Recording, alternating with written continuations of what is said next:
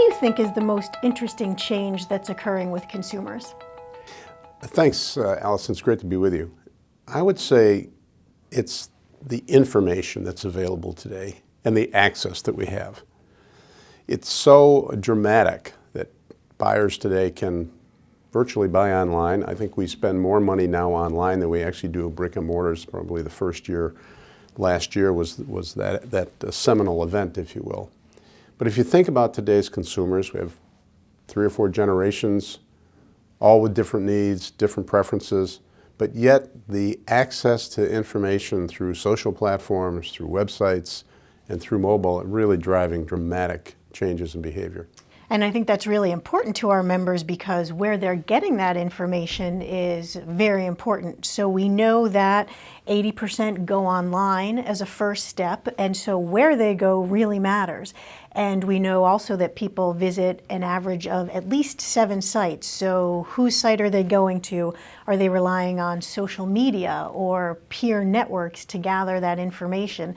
And I think one of the things that is kind of a truism of retail or financial services is the easier you can make it for people to make a purchase decision, the more quickly you can make a sale and the more satisfied people tend to be. Because one of the things that I find particularly interesting, and as a side effect, we all think information is so great, you have more of it available, you can get infobesity from consuming so much of it, but it actually doesn't make the decision making any easier. People are more likely to be less satisfied and second guess themselves when they make a decision.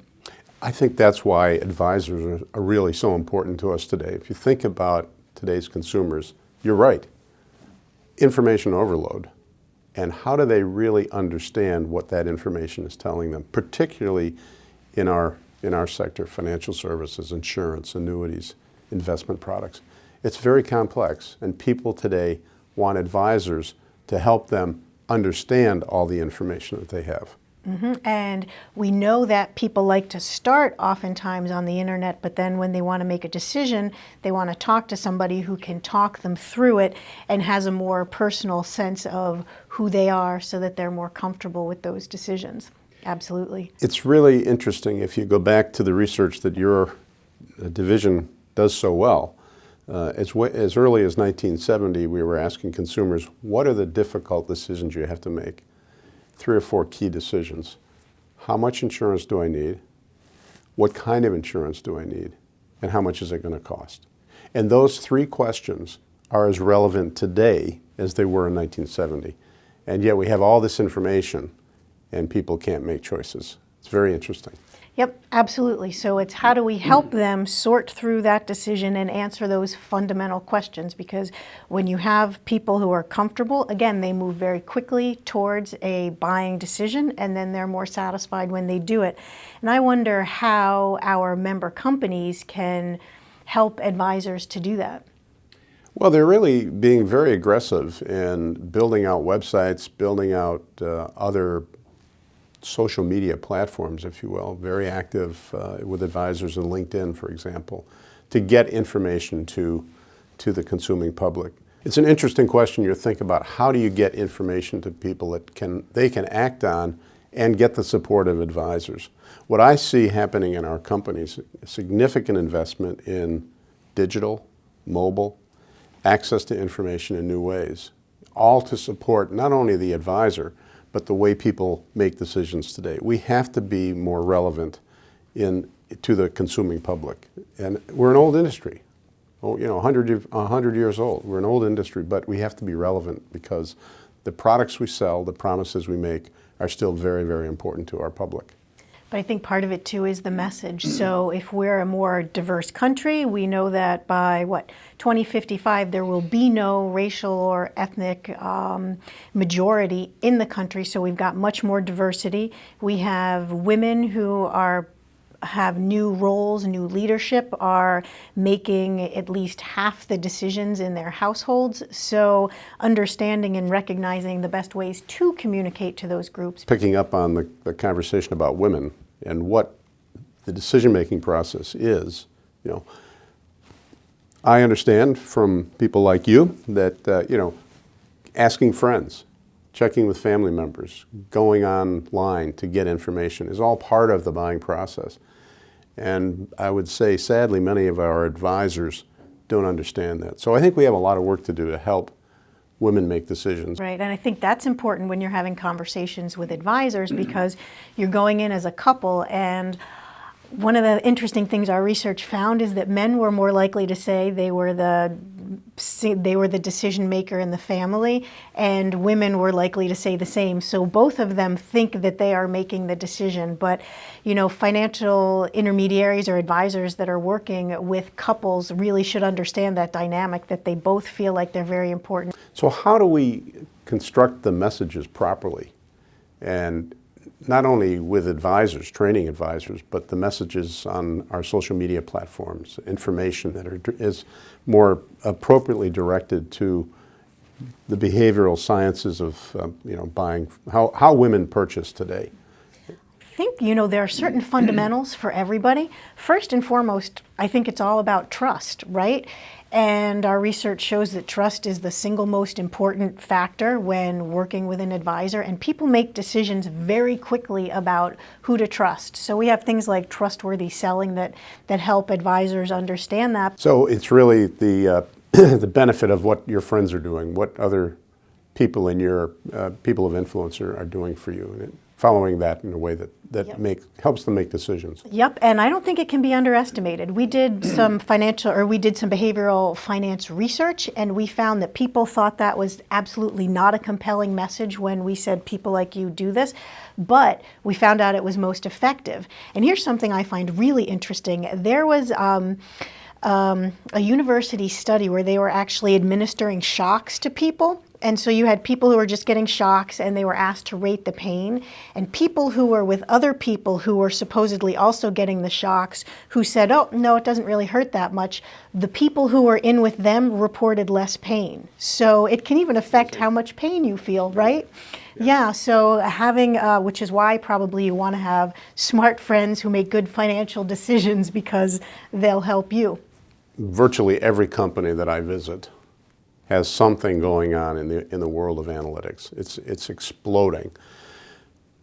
Today, heavily focused on understanding the customer, trying to understand what their own policyholder base looks like, who are they selling to, and how can they sell to more people like that, getting back to your point around relationships.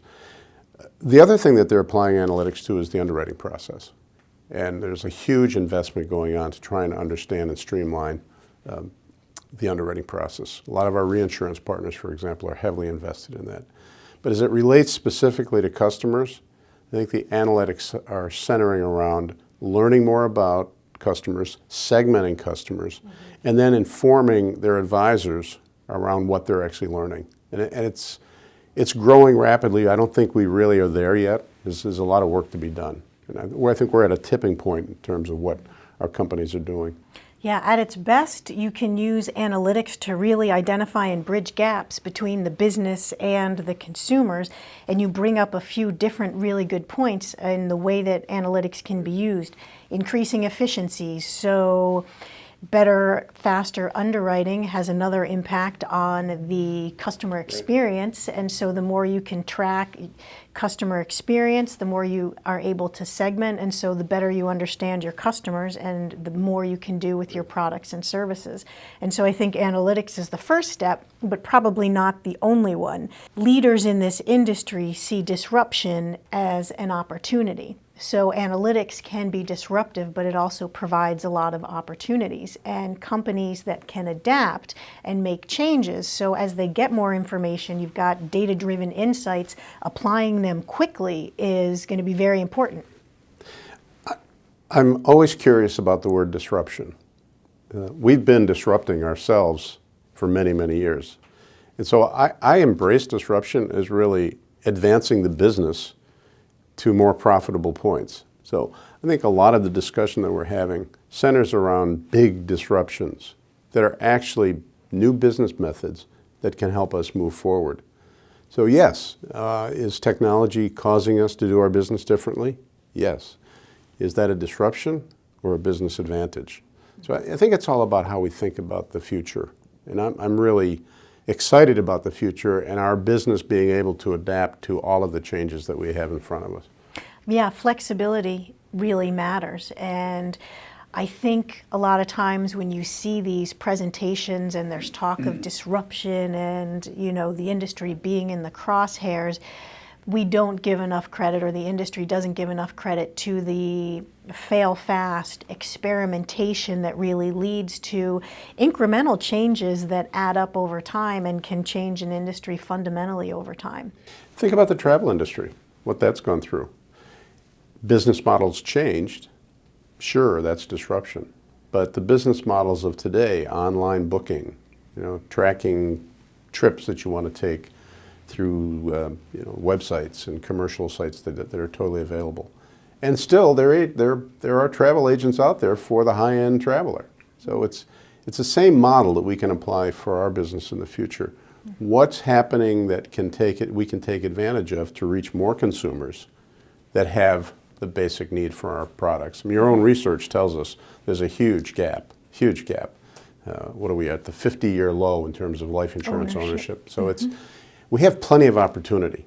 I think your research tells us there's something like $340 billion of new insurance needs being added to our economy every year.